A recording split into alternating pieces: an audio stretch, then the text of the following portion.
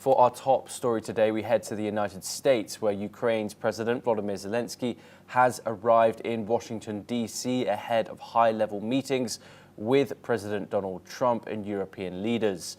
Zelenskyy said he hopes our shared strength with America and European friends will compel Russia to real peace. That's what he said.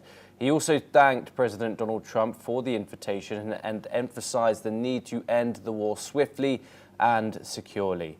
President Trump says he is committed to supporting Ukraine and highlighted the importance of working with European partners to maintain pressure on Russia. Meanwhile, Steve Witkoff said the US and Europe could offer Article 5-like security guarantees for Ukraine outside NATO. US Secretary of State Marco Rubio warned of potentially new sanctions if a peace deal is not reached. Let's listen in to what Rubio had to say. Well, first of all, the Russians are already facing very severe consequences. There's not a single sanction that's been lifted, and not one. I mean, they're facing all the same sanctions that have been in place today.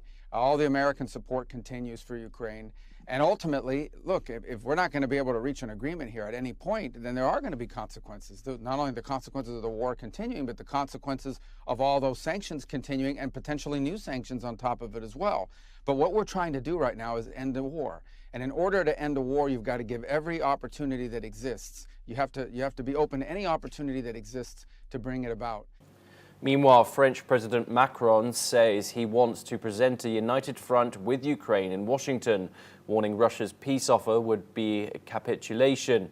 He believes Putin does not seek true peace. Listen in to what the French president had to say. Au fond, notre volonté demain, c'est de présenter un front uni entre Européens et Ukrainiens dans ce moment de règlement du conflit, en réaffirmant qui est du côté de la paix, qui est du côté du droit international, mais surtout comment nous assurer collectivement que l'ordre international est respecté et que notre sécurité à tous est protégée. Parce qu'il en va de la sécurité des Européens et de la France. Pouvoir ici rappeler qu'il ne peut pas y avoir de discussion territoriale concernant l'Ukraine sans les responsables légitimes, démocratiquement élus de l'Ukraine. Pas de discussion sur l'Ukraine sans les Ukrainiens. Mais de la même manière, pas de discussion sur la sécurité des Européens sans eux.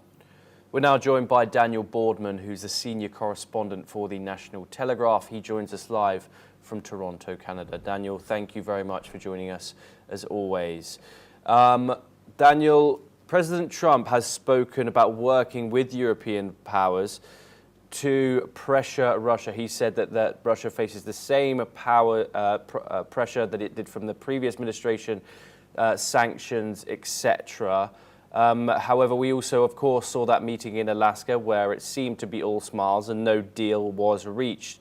How united are the US and Europe right now on Ukraine? Partially, at best. I mean, they're both on the side of Ukraine, but I mean, Europe, the European Union and the Trump administration have come into instant conflict from the second Trump came in, and he totally reshaped the narrative of Ukraine. And I mean, he quite infamously cut Europe completely out of the peace talks with Russia. So it's a very interesting situation coming in. But he has been getting his way to a certain extent with NATO and the Europeans, and getting everyone to 5% funding. And listen, the problem with the Europeans is not what they say; it's what they do on Russia. So yes, it is important to European security for Ukraine to defend European territory from a hostile Russian advance. That is true, and you should support Ukraine. But the sort of half-measured support, the restrictions on it is you can't fire weapons from Ukraine into Russia or this or that, and all the sort of holdups. At the same time, I mean, this is the reliance on the Nord Stream 2, the whole pipeline from Russia to be reliant on Russian oil instead of your own industrial capacity, right? The Europeans essentially allowed this conflict to happen because they were reliant on Russian energy, and the Russians felt emboldened to take offensive action. So if Europe sort of wants into the peace talks, they have to start to sort of affect the battlefield and the actual, if they want to be part of the peace, they have to affect the war. And their sort of half-measured support, I think, is sort of getting exposed and is running to conflict with the Trump administration, which is always trying to do something new. And, we're hearing different rhetoric and, okay, the Crimea is off the table and Zelensky can end the war anytime he wants, which, yeah, Zelensky can end the war anytime he wants. Ukraine, if they just surrender and accept Russian occupation and Russian rule and dominance and retribution, then yeah, they could end the war and just lose and suffer because of that, but they choose not to, which is why the war is being fought in the first place, because the Ukraine doesn't agree with being invaded and occupied, so that's why there's a war. So yes, they could give up. That is one thing that could happen. Putin could also end the war by stopping the war too. I mean, but there's incentives to keep the war going on both sides, and we're not talking about sort of disincentivizing. And this is where the Europeans are right. You should disincentivize the Russians from continuing to the war if you want to pressure the end of the war, not the Ukrainians from fighting, because you're not. I mean, the Ukrainians are already on sort of death ground politically because they're being invaded. So. Yes, Daniel, obviously we haven't heard directly from the US president or the Russian president himself. However, Steve Witkoff, the US envoy, has said that they have ruled out NATO membership. However, what they are pitching is an Article 5 style protection, security arrangement for Ukraine, which Russia apparently has agreed to. How unprecedented is that?